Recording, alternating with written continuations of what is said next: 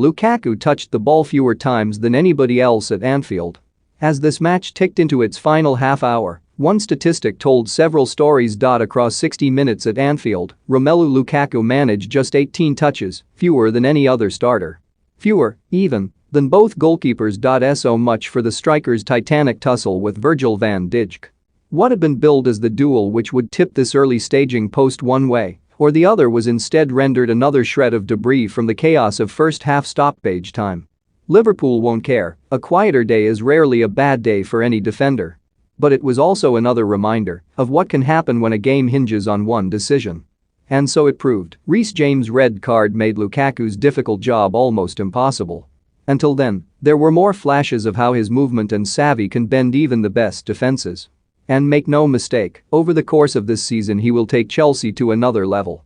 The same goes Van Dijk. Few better strikers will come to Anfield this season, and, though tougher tests lie ahead, namely those against 11 players for 90 minutes, this will still prove a useful benchmark on his return from injury. The pace, poise and guidance he brings to Klopp's backline will furnish their title credentials no end. And this point won't hurt either side. This was the pair's sixth meeting, none of the previous 5 produced a goal for Lukaku either, though none of those previous 386 minutes had been poured over with this fine a comb. That reflects how the striker's standing has swelled, and Pablo Mari, Arsenal defender turned human stress ball, can attest to the joy of being thrown, dragged and twisted for 90 minutes by Chelsea's new old number 9. Van Dijk was never likely to offer such charity. But this was still his stiffest test since returning, and the cop knew it. That's why every sniff of a collision drew such fierce riposte. The first, from a long ball after 3 minutes, saw Van Dijk simply lean into Lukaku and win a header. That didn't dim the deafening roar. Thereafter, though, as this game came to the boil, its key protagonists were muscled off center stage. By halftime, subplot had become sideshow. It was telling that, if anything, this battle proved most enticing when Van Dijk deliberately resisted contact. As he did on 13 minutes, when Lukaku received the ball and turned towards goal. Van Dijk sat off the forward, forced Lukaku to make a pass, and the opportunity was spurned.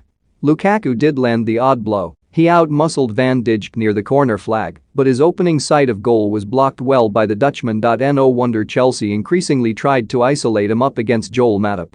No wonder fear enveloped Anfield when Matip was sucked into a challenge and turned easily.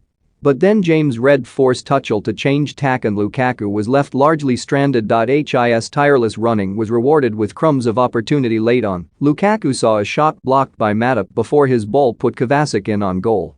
So this battle fell flat. But don't be fooled. Both Lukaku and Van Dijk will be a big reason if, and when, their sides are there come the end of the season. 3 mins, long ball up towards Lukaku down the Chelsea right.